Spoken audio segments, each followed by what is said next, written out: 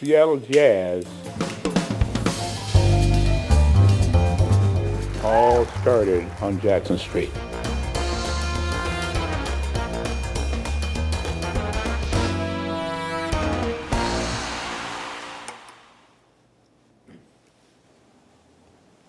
I'm Barney Hilliard, and I'm a saxophone player, and I used to play on Jackson Street.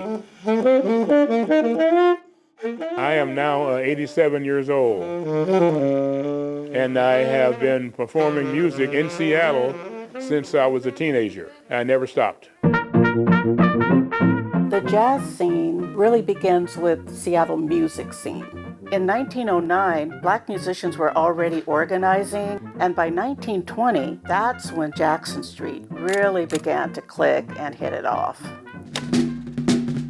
The migration patterns of Black people to the Northwest post-World War I and beginning of World War II was for work on the docks.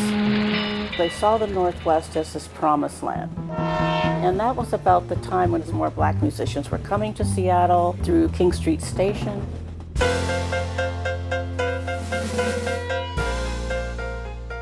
Prohibition in Seattle was 1916 through 1933. And it was also at a time when the clubs had to go behind the scenes and below ground.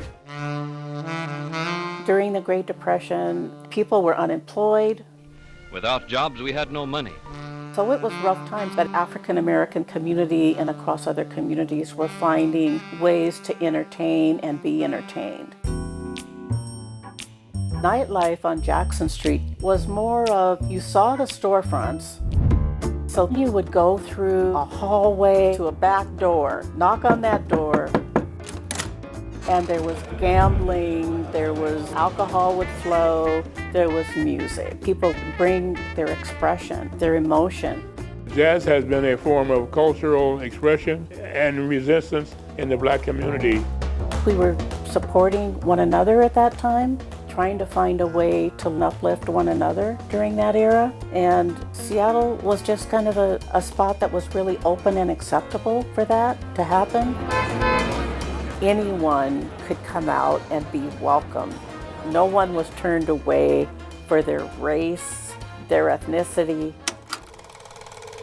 From the 1920s to the 1950s, famous clubs along the Jackson Street corridor included Dumas Club, New Chinatown, Ebony Cafe, 411 Club, Rizal Hall, Basin Street, the Congo Room, the Black Elks Club, China Garden, Club Royale, Black and Tan, and Entertainers Cabaret.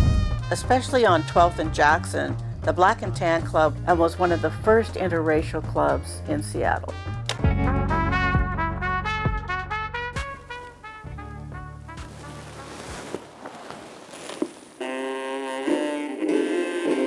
Music created by Black people was considered race music.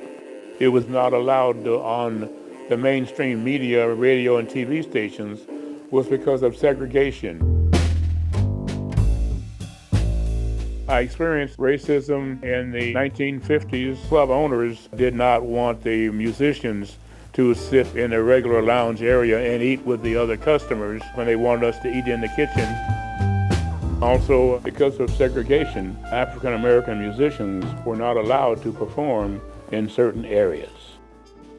So Jackson Street became sort of a hub for African American musicians. For that same reason, white musicians and white customers would come to Jackson Street to listen to the music that was being performed by the African American musicians. The effects of urban renewal and the beginnings of gentrification through the International District, Jackson Street, and into the Central District is what really affected some of the music venues that were along that corridor.